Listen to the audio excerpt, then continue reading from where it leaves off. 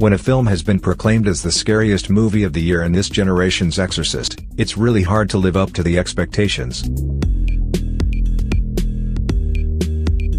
In many ways, being the buzziest buzz out of Sundance earlier this year can work against you. The pressure to deliver is immense. Is it the scariest thing you'll ever watch? Probably not. But it will be among the year's most blood-curdling flicks. Of course, that depends on your own constitution and what makes your bones chill in the darkness of the movie theater while surrounded by strangers.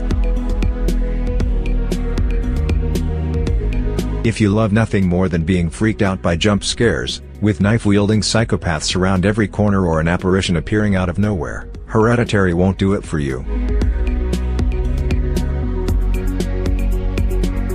But if you're looking for something that operates on a deeper psychological level while still searing into your brain some of the most disturbing visuals projected on screen, then strap in for quite an experience. Instead of going for the cheap thrills, Hereditary's fear manifests from anticipatory dread, every shadow lurking in the corner, every long shot down a hallway or a frame held just a little longer than is comfortable. Viewing tip: remember to exhale. We meet the Graham family at the funeral of Grandma Ellen, whose death sets off a horrifying chain of events. Annie, Toni Collette, is giving a difficult eulogy that talks about her estrangement with her mother and the painful relationship they had.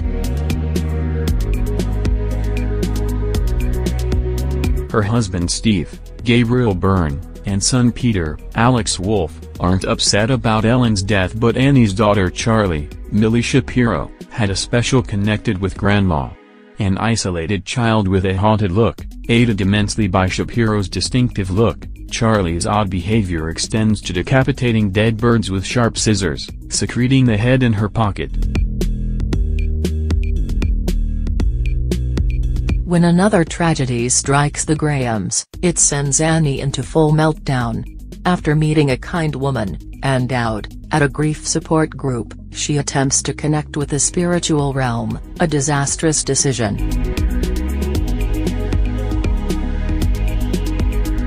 Annie is a miniature artist and her workshop is littered with pieces in which she is recreating the family's trauma in perfect shrunken detail.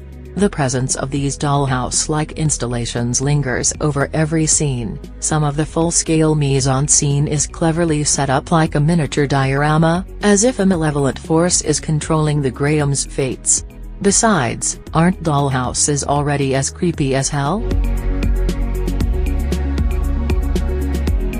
Hereditary's first hour is a masterclass in building suspense, occasionally punctuated by a nerve-wracking sequence in which your fears are teased enough to make you wonder what horrors first-time feature director Ari Aster will put you through before he releases you from his disquieting prison. When the film careens towards its climax and the story becomes clearer, Hereditary almost becomes more conventional. Its conclusion owes much to a paragon of its genre from the 1960s.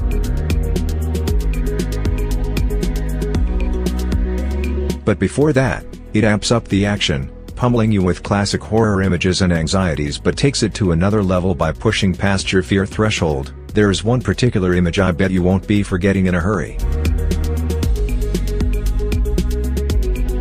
Collette has proven her range time and again, from romantic comedies to serious drama, and played 8 different roles in the United States of Terror. She's even dabbled in this genre before with The Sixth Sense. And yet, this is her most powerful performance.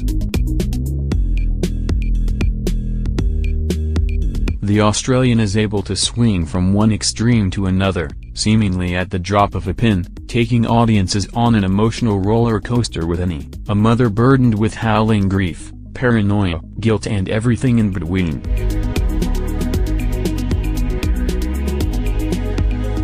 It's an incredibly effective performance, and every facial movement, every gesture and every word spoken is perfectly calculated to instill fear, confusion or empathy, whatever the story requires in that exact moment.